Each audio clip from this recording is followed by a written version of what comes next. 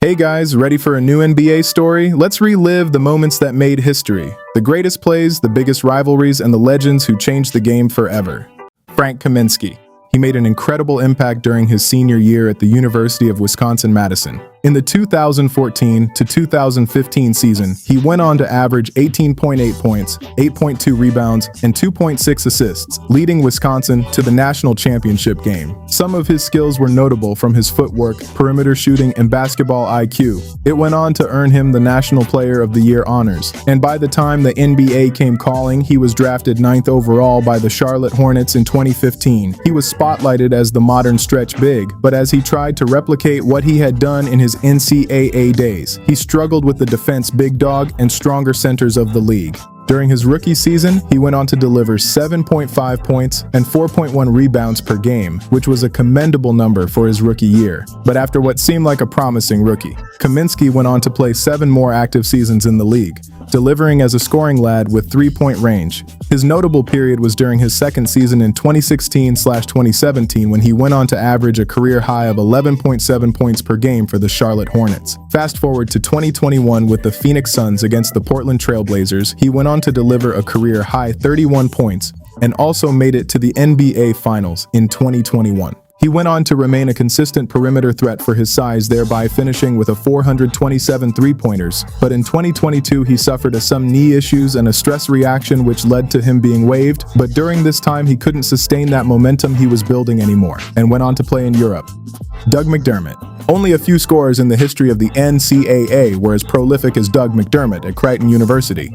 He finished his college career with a total of 3,150 points, which crowned him as the 5th all-time in Division I history. As a senior in the 2013 to 2014 season, he averaged 26.7 points and 7.0 rebounds, going on to shoot 52.6% from the field and 44.9% from three. He was named National Player of the Year and got drafted as the 11th overall in 2014 by the Denver Nuggets and traded to the Chicago Bulls. For the first time, McDermott's scoring efficiency faced immediate resistance in the league. He found it quite difficult to create separation, as his defensive limitations further restricted minutes. For the course of his career, McDermott has averaged roughly 9 to 10 points per game, primarily as a role-playing floor spacer rather than a featured scorer.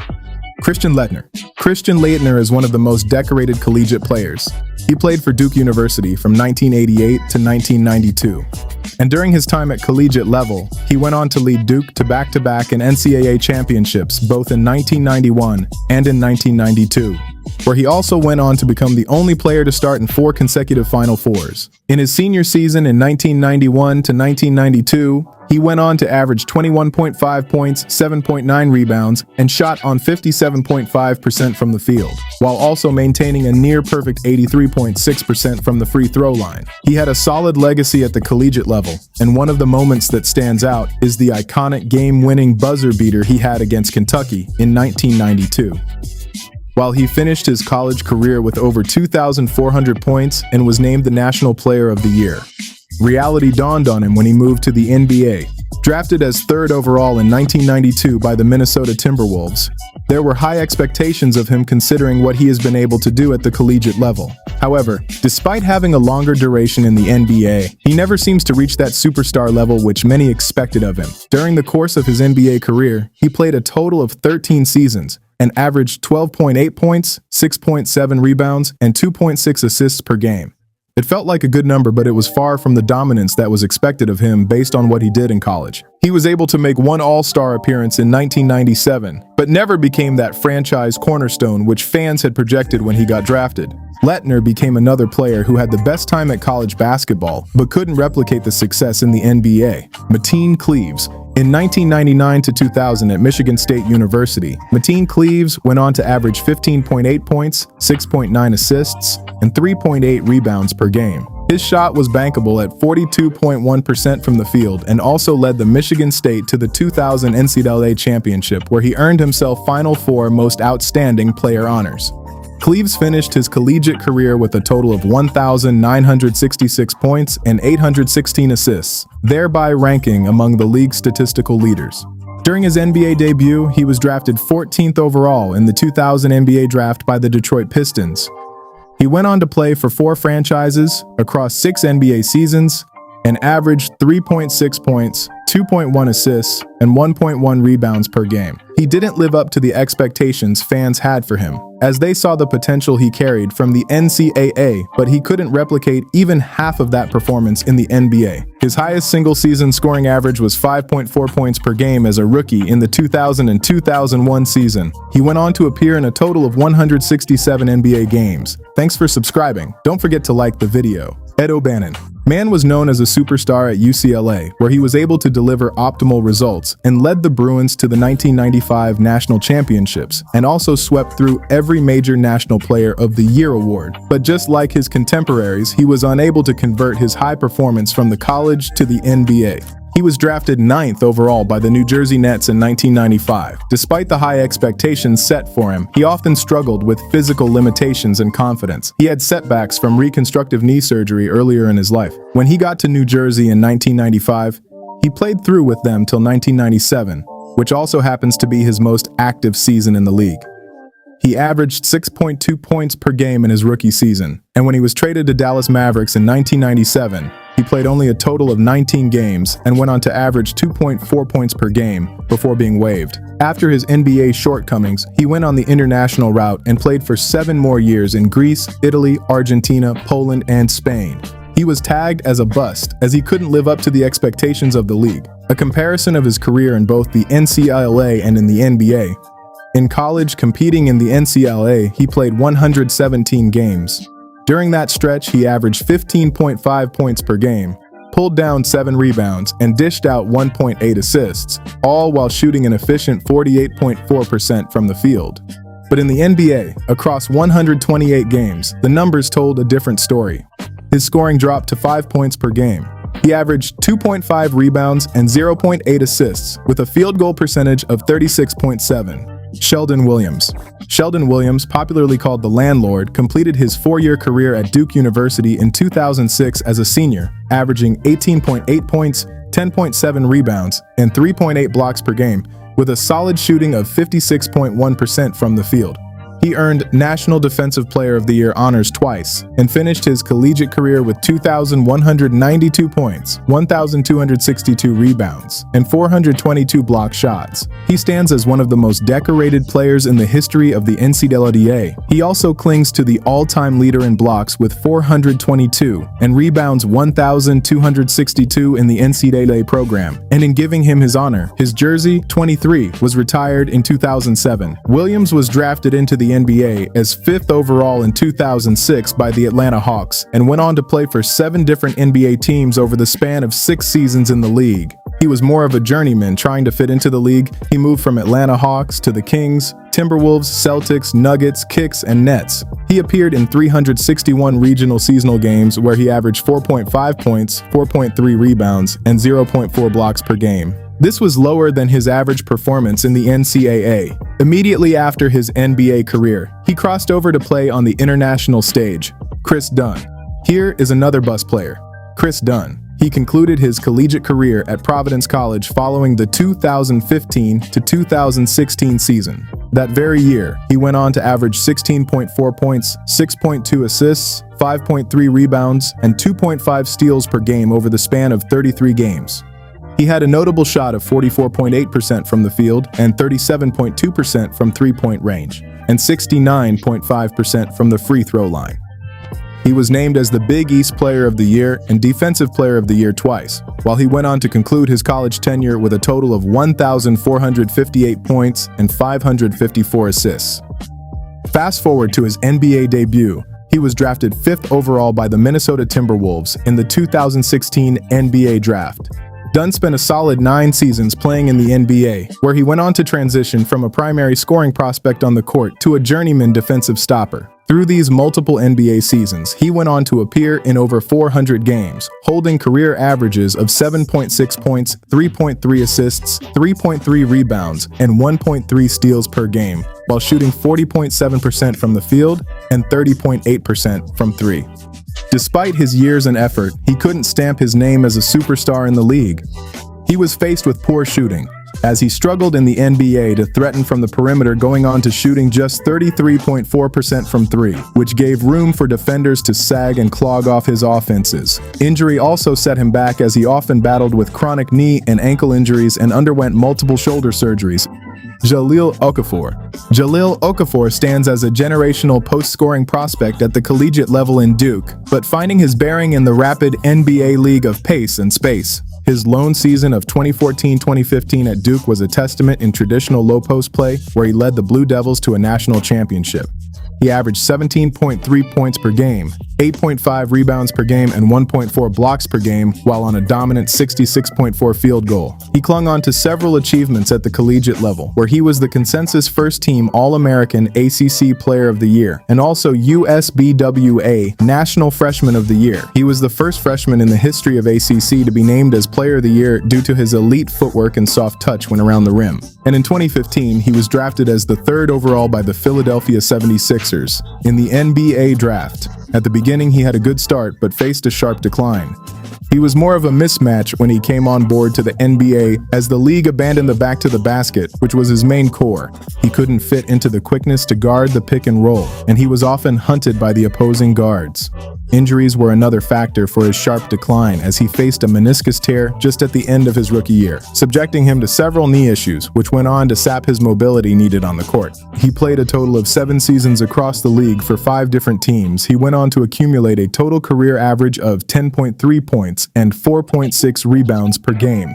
Michael Kidd-Gilchrist played the 2011 to 2012 season at University of Kentucky, appearing in 40 games and averaging 11.9 points, 7.4 rebounds, 1.9 assists, and 1.0 blocks per game, where he did contribute significantly to Kentucky's 2012 NCAA championship run. His 296 rebounds was ranked among the SEC leaders that very season. And by the time the NBA came calling, he was drafted as the 2nd overall in the 2012 NBA by the Charlotte Bobcats. He was able to play across 8 NBA seasons, which was a total of 500 games, averaging 8.4 points and 5.4 rebounds per game, shooting 45.8% from the field. His highest scoring NBA season came in 2015 to 2016, when he averaged 12.7 points and 7.0 rebounds in 55 games. Injuries were a huge limiting factor in his career, as it affected his availability in several seasons. He never fulfilled his promising potential, and he was unable to average double-digit scoring across his full NBA career. Ben McLemore played just 1 season, which was the 2012/2013 at University of Kansas, averaging 15.9 points, 5.2 rebounds, and 2.0 assists per game in 37 appearances. He went on to earn himself the Big 12 Freshman of the Year honors. McLemore scored 589 total points and ranked among conference leaders in 3-point shooting. And by the time he was drafted into the NBA, he was drafted 7th overall in 2013 by the Sacramento Kings. Over multiple NBA seasons with teams including the Houston Rockets and Los Angeles Lakers, McLemore has averaged 9.0 points and 2.3 rebounds per game, shooting 41.4% from the field and 36.3% from three. His highest NBA scoring average occurred in 2019 to 2020, when he posted 10.1 points per game. He has appeared in over 500 NBA games, starting fewer than half. He went on to become another NCAA prospect who couldn't live the hype in the NBA. These are every NCAA prospect who got drafted into the NBA but couldn't become a superstar. Lovers of NBA, there you have it. Let me know in the comment section which of these players were you rooting for in their prime.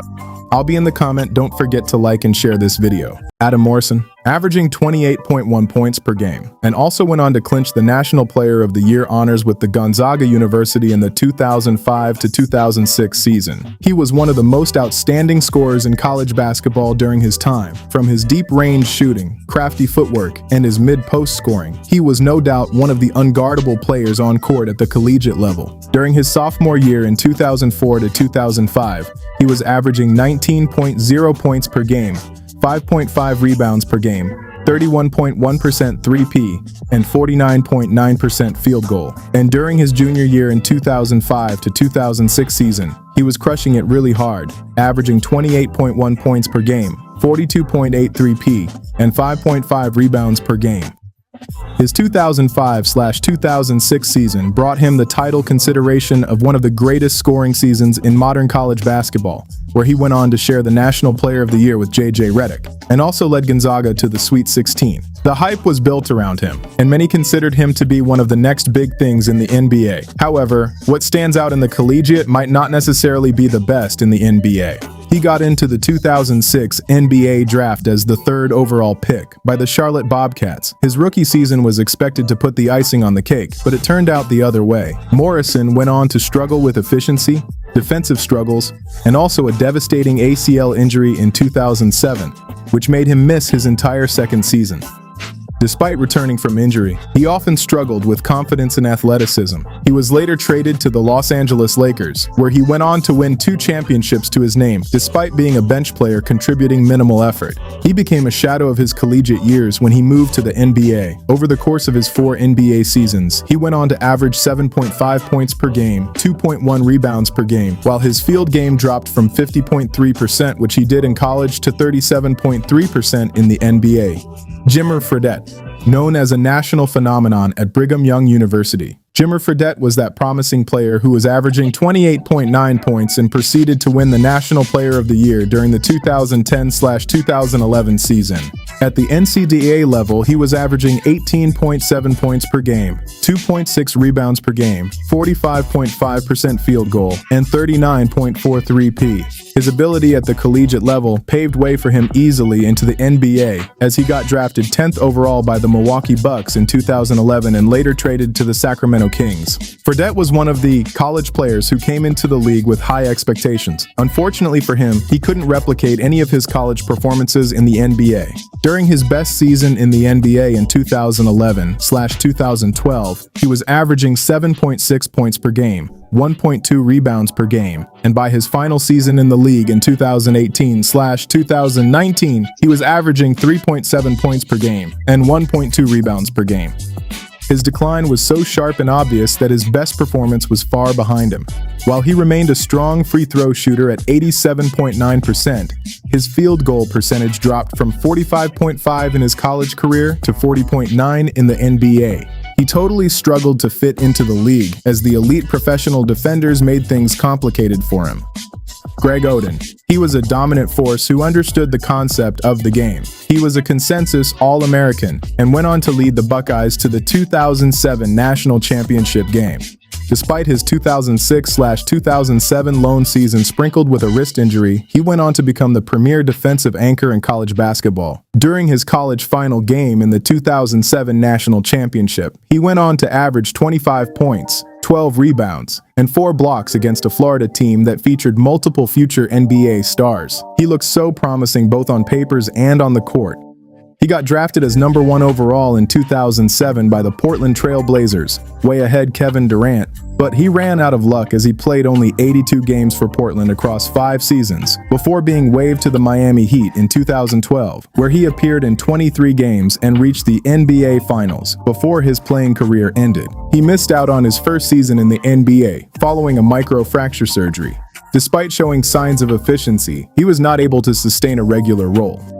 During his NBA career, he went on to play a total of 105 games and averaged 8.0 points per game, 6.2 rebounds per game, 1.2 blocks per game, while having 65.8% free throw and 57.4% field goal. Danny Ferry stood as a dominant college star with the Duke University. He wasn't just delivering incredible stats, he was the core member of the Blue Devils, pushing them to 3 final appearances in 1986, 1988, and 1989. He also stood tall as the first player in ACC history to record at least 2,000 points, 1,000 rebounds, and 500 assists. Fans of the NBA anticipated his coming into the league and wondered what he would perform on the court.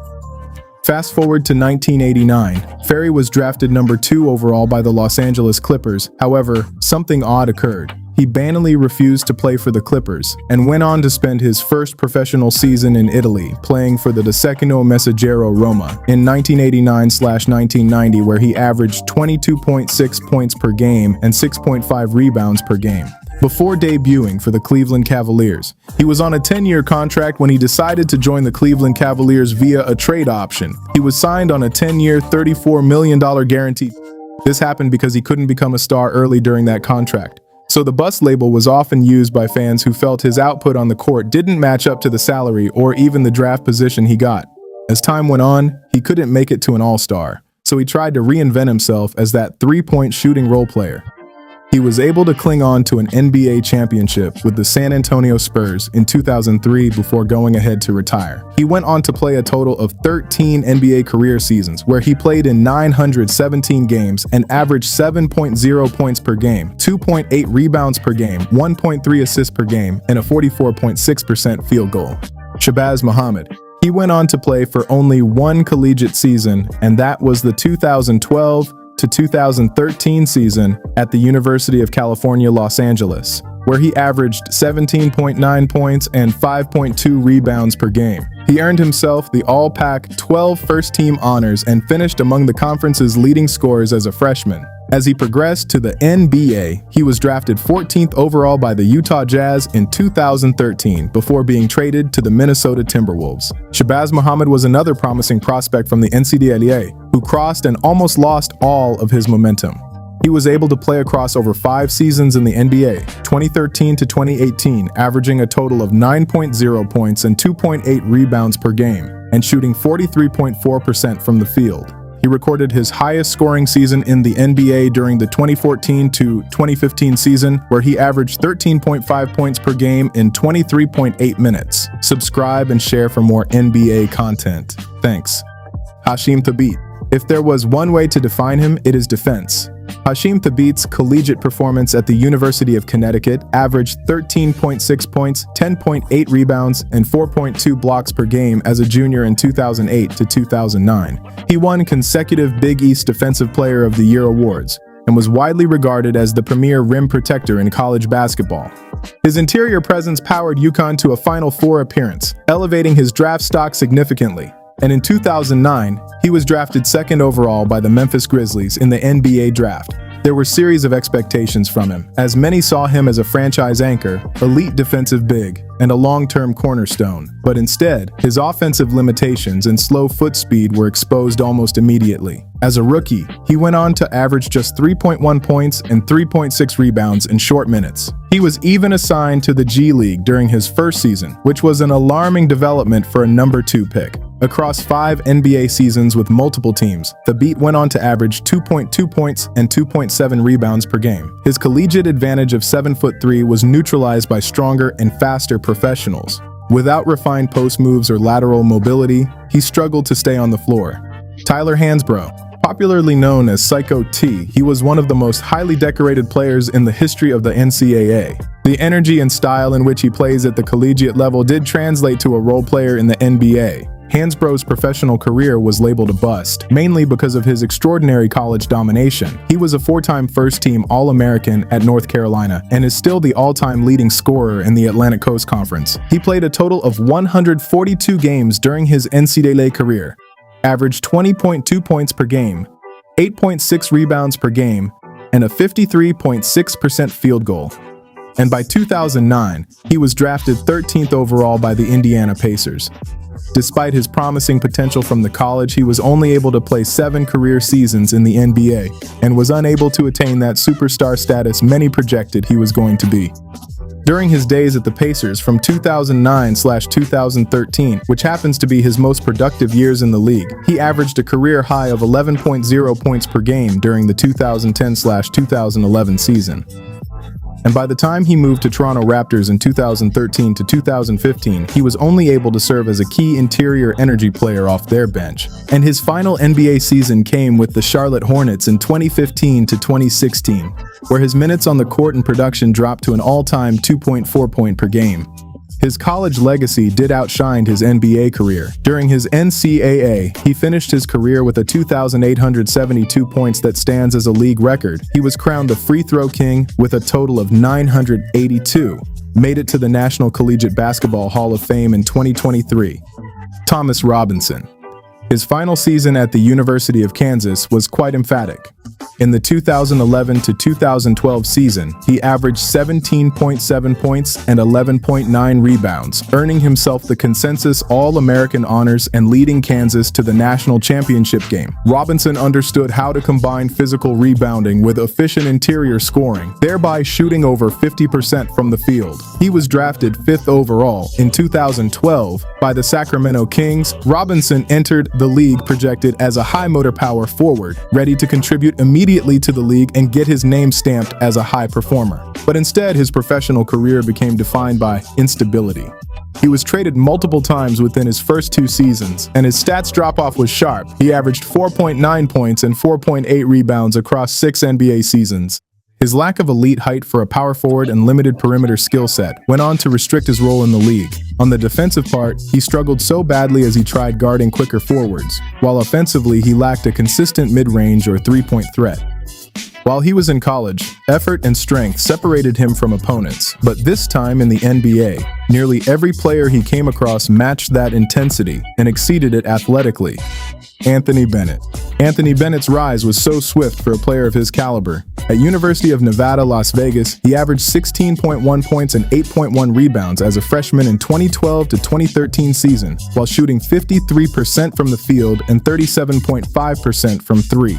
His blend of strength and perimeter touch intrigued scouts. The Cleveland Cavaliers selected Bennett 1st overall in 2013. Expectations for a number 1 pick are franchise-altering, and for him the tide was higher. However, Bennett's rookie season was historically inefficient. He averaged 4.2 points on 35.6% shooting. He couldn't live up to the hype as there were a series of conditioning concerns and shoulder issues, which went on to further limit his performance on the court. Over 4 NBA seasons with multiple franchises, Bennett went on to average 4.4 points and 3.1 rebounds.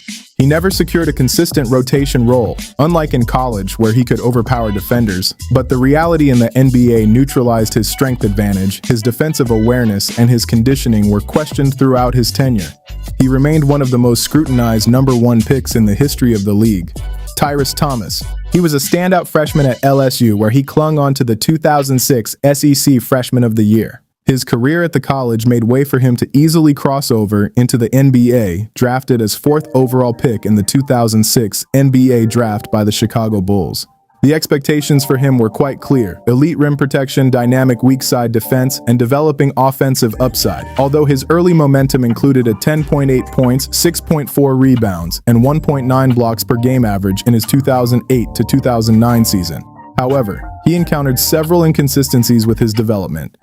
However, his momentum stalled in 2009 to 2010 after he fractured his forearm during practice and eventually lost his starting spot to rookie Taj Gibson before being traded. In February 2010, he was traded to the Bobcats for Ronald Murray and AC Law. Charlotte later signed him for a 5-year, $40 million contract, but it went on to become a significant burden as his production output did not match up the expectations. He went on to struggle with a combination of calf injuries and a cyst on his spinal cord, which went on to make him feel lethargic, and he was released via an amnesty clause in July 2013. After reliving this unforgettable story, let's dive into another NBA chapter. Another player, another story, another journey waiting to be revealed. Chris Paul. With an estimated net worth of approximately $160 million, derived from NBA, salaries, endorsements, equity investments, and private business interests. Over the course of playing in 21 NBA seasons, he has gone ahead to play for the New Orleans Hornets, Los Angeles Clippers, Houston Rockets, Oklahoma City Thunder, Phoenix Suns, Golden State Warriors, and San Antonio Spurs, before being traded to his final team, the Toronto Raptors. Throughout his NBA career, he has earned more than $350 million in compensation via contracts with the New Orleans Hornets, Los Angeles Clippers, Houston Rockets, Oklahoma City Thunder, Phoenix Suns, Golden State Warriors, and San Antonio Spurs. According to reports by Forbes, during his peak endorsement years, his annual off-court earnings surpassed $10 million.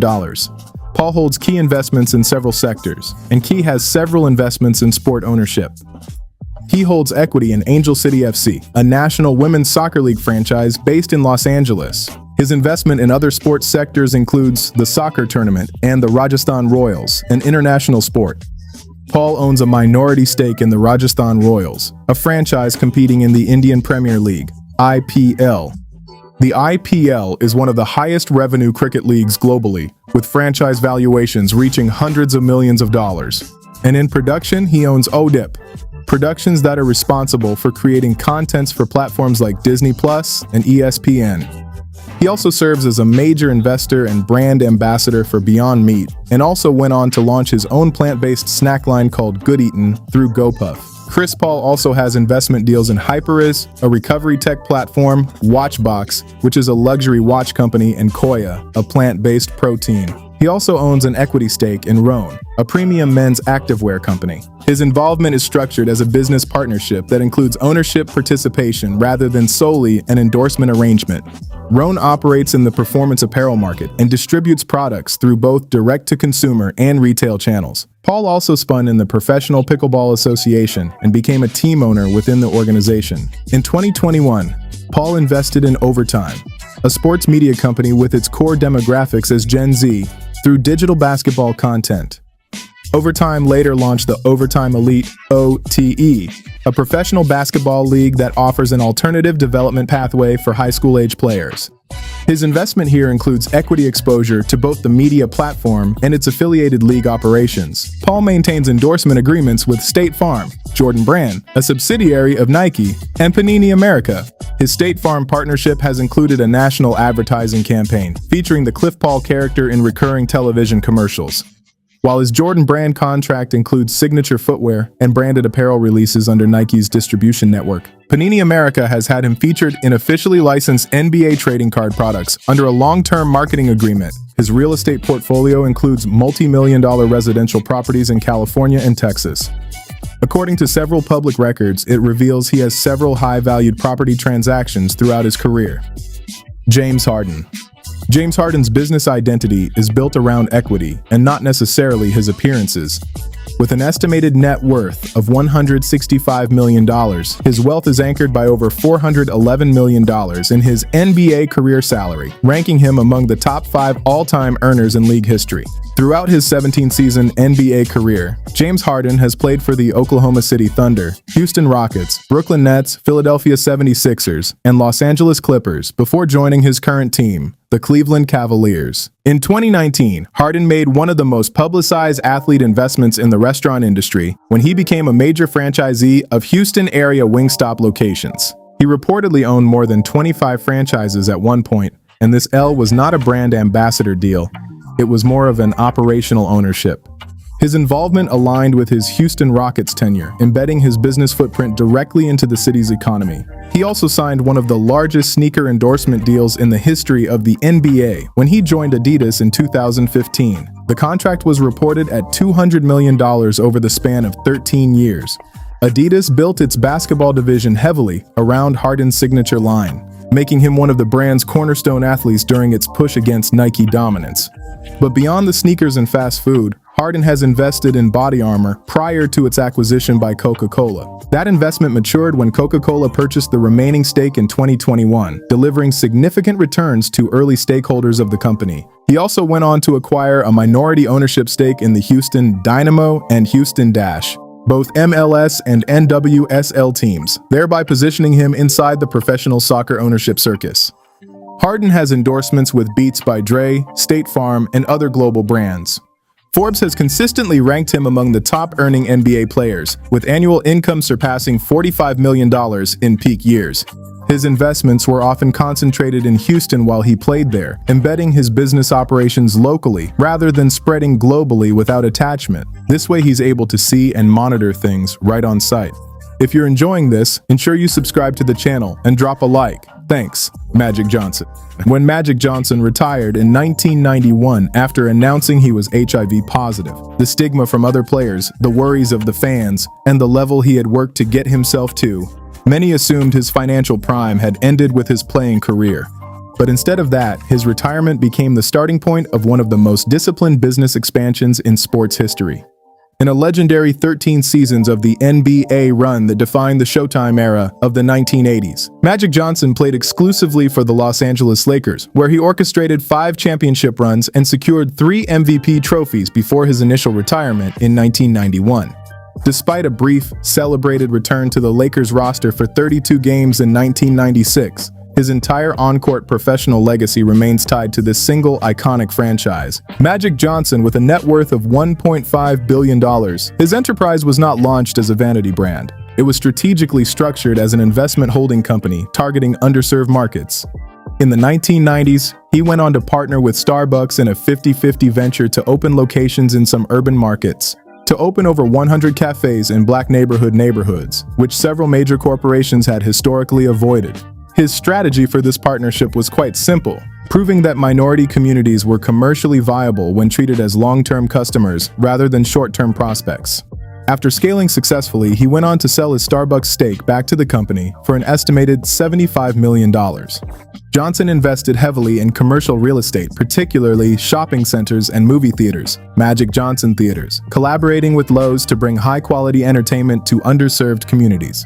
His company later expanded into insurance services, food services, and infrastructure-backed ventures. Unlike modern athletes who rely on venture capital startups, Johnson went on to build cash-flowing businesses that are mostly anchored to physical assets. He purchased a minority stake in the Los Angeles Lakers, later becoming part of ownership groups for the Los Angeles Dodgers and the Los Angeles Sparks. He is also part of the ownership group of LAFC in Major League Soccer. All of these investments placed him inside franchise valuation growth cycles. His current portfolio remains highly diversified, including Sodexo Magic, a multi-million-dollar food and facility management joint venture, and a co-founding role in the ad agency Walton Isaacson. The cornerstone of his wealth is a 60% controlling stake in Equitrust Life Insurance, a company that has seen its assets grow from $16 billion to over $26 billion under his leadership. This single investment accounts for the majority of his billionaire status. Forbes estimates his net worth at over $1.5 billion, accumulated almost entirely after his playing days. And the sad reality was that his salary during his NBA career would not come close to that figure. Damian Lillard. Damian Lillard did not separate business from identity, he ensured he merged them. From growing up in Brookfield in East Oakland, often practicing on a milk crate nailed to a telephone pole to get better at his craft, to play for the Portland Trail Blazers and got drafted as the 6th overall pick in the 2012 NBA draft. Fast forward to 2026, and now with a net worth of $140 million. Dame Time has found a way to put his money where his mouth is and make the money work for him while he attends to other things. After beginning his career with an 11-year run as the face of the Portland Trail Blazers, Damian Lillard moved to the Milwaukee Bucks via trade in 2023, only to eventually return to the Trail Blazers for his current 2026 campaign. While still competing at an All-NBA level, Lillard built a parallel career in music under the name Dame DOLLA. This was not a hobby release, as he signed distribution deals and collaborated with some top artists like Lil Wayne and charted on Billboard's independent albums chart. As for his streaming revenue, touring, and licensing, they went on to turn his music career into a legitimate income stream, and not just a promotional extension of his basketball career. At the same time, Lillard secured one of Adidas's most valuable basketball endorsements. In 2014, he signed a 10-year extension reportedly worth up to $100 million. And in late 2024, he signed a massive extension that pushes his career total earnings from combined salary and shoe contracts to over $600 million. His signature shoe line became central to Adidas Basketball's in U.S. strategy, especially after the brand's pivot away from other notable high-profile athletes. Lillard ensured he doubled down on brand coherence. His music often emphasizes on loyalty, resilience, and independence themes that gets to mirror his decision to remain in Portland for most of his prime despite trade rumors. His investment isn't limited to big execution only, as he also invested locally as well. Lillard has a co-ownership venture with his partner Brian Sanders. This Toyota dealership in Oregon gives him the edge to expand into traditional retail ownership rather than speculative tech plays that is quite common among NBA players. Since Lillard joined in 2020, the dealership has increased its sales from 351 to over 1,500 new Toyotas annually, reaching a sales efficiency rate of 220%. With this partnership, he gets to tap into asset-backed revenue tied to inventory and financing structures, which is no doubt a steady business model. His first tech startup investment was part of a $6.2 million Series A funding round in 2022 for Kicks. He serves as both an investor and a crew athlete for the platform, which grew its gross merchandise value 15 times over in the year prior to his joining. Lillard also co-founded the performance insole brand, Move, in December 2021. The startup has gone ahead to record $100,000 in sales within its first month of operations and reached $1 million in its first full year.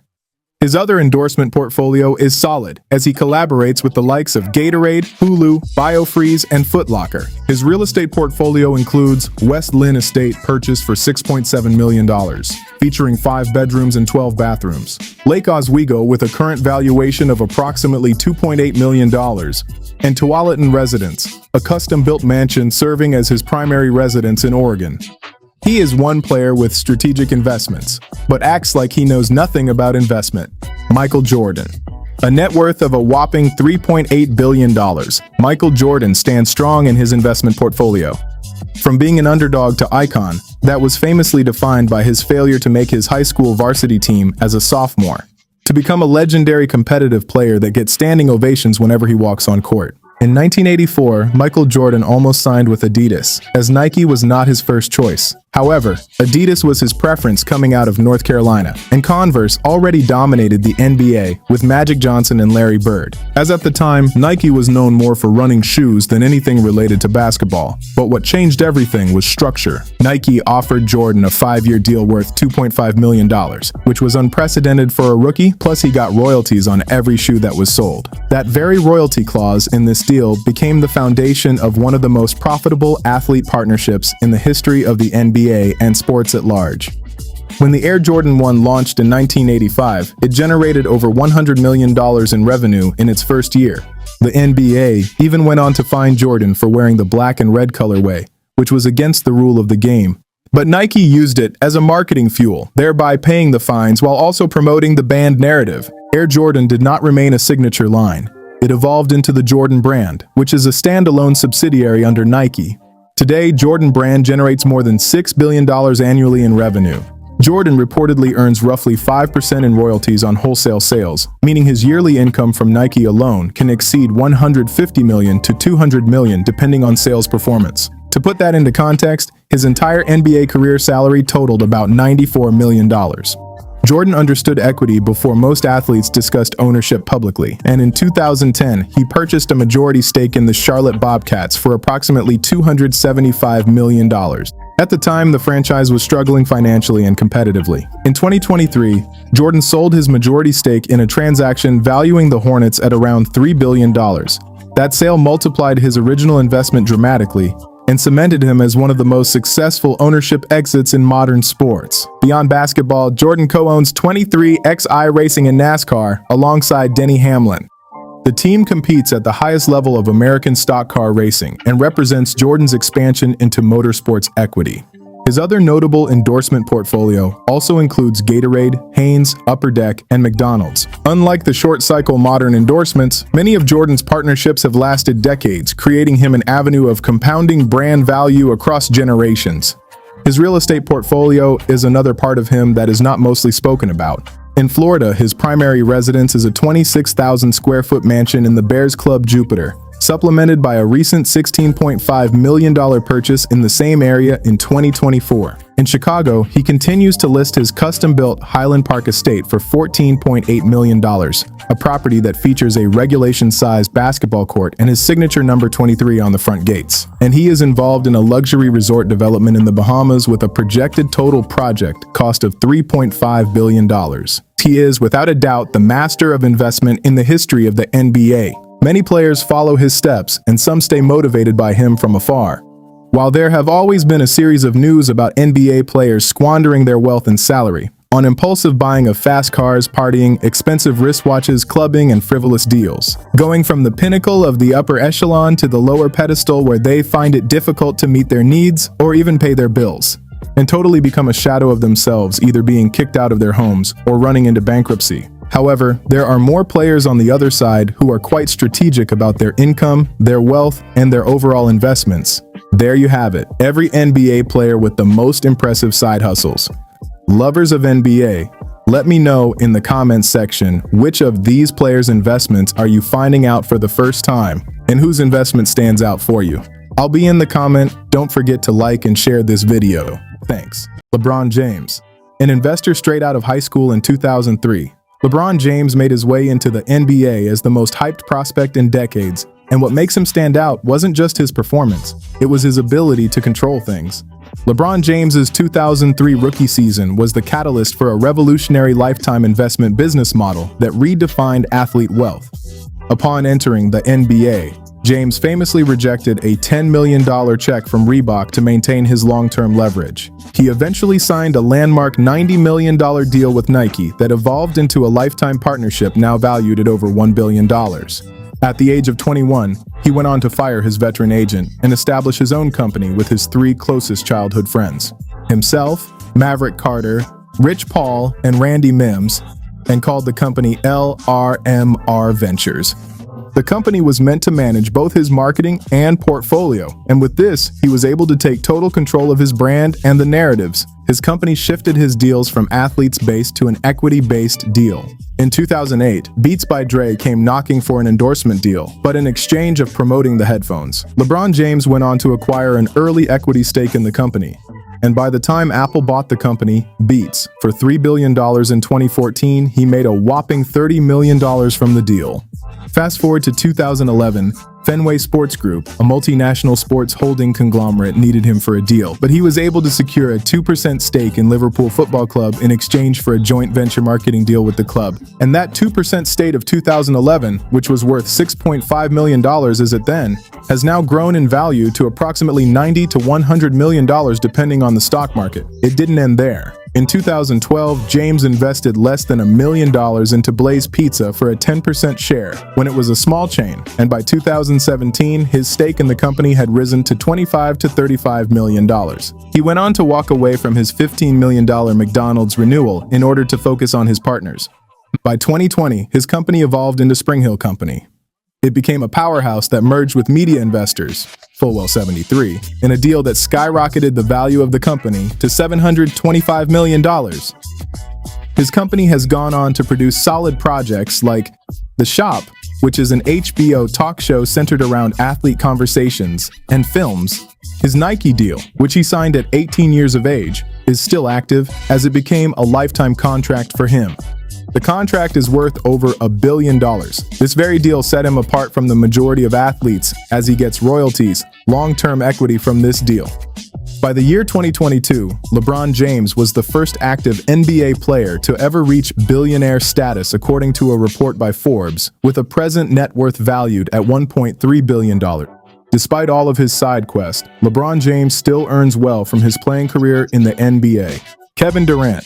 Kevin Durant doesn't classify himself as a businessman, but however, his portfolio screams otherwise, with a net worth pegged at $300 million plus as of February 2026. In 2016, himself and his longtime manager, Rich Kleiman, co-founded 35 Ventures. The name of the company was in sync with his jersey number. This company is the foundation of his business empire. His company has gone on to invest in strategic businesses and startups, mostly in their Series A and B stages. His firm early investment was in Postmates, which was later acquired by Uber for $2.65 billion in 2020. His investment in Postmates reportedly raked in approximately $15 million after the acquisition. 35 Ventures is a strategic investment company and branch incubator, vehicle, and media studio.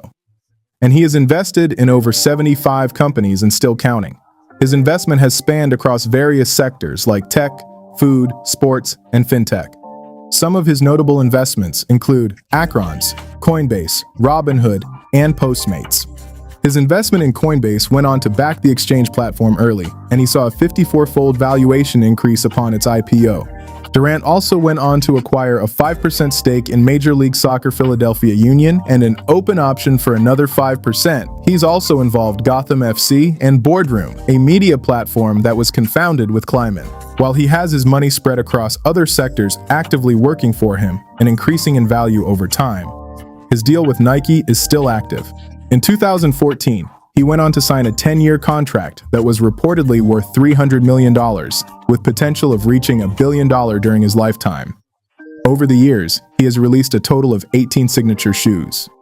Durant also acquired a minority stake in Paris Saint-Germain, PSG, in 2025 through a partnership deal with Qatar Sports Investments. His investment also includes Bitcoin, and he holds a significant cryptocurrency portfolio.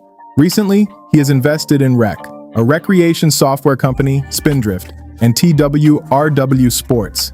Durant's financial literacy has put him on an edge over other players in the league. Stephen Curry. While getting things accomplished on the court and being one of the best shooters in the history of the league, Stephen Curry is also quietly constructing an empire off it. Since his 2009 debut, Stephen Curry has been a one-club man with the Golden State Warriors, where he cooked up back-to-back MVP trophies in 2015 and 2016, including the league's only unanimous win, before finally adding that elusive Finals MVP to his shelf in 2022. With a net worth estimated at $240 million, Stephen Curry has put in a lot of effort off the court to get himself a financially stable life. He is the first player in the history of the NBA to earn over $60 million in a single season. And presently, he is the highest paid player in the NBA by base salary, earning himself $62.6 million for the current 2025 to 2026 season. Curry manages all of his investments and majority of his financial holdings via 30 Inc., which was formerly known as SC30 Inc. His investment in business revenue via 30 Inc. is reported to be around $173.5 million in revenue as at 2024, with $144 million in EBITDA. Stephen Curry recently ended his 12-year Under Armour partnership to take sole ownership of his Curry brand, thereby transitioning from a sponsored athlete to an independent mogul with a business generating over $170 million annually. And beyond the footwear, he co-founded the Unanimous Media in 2018, alongside Eric Payton.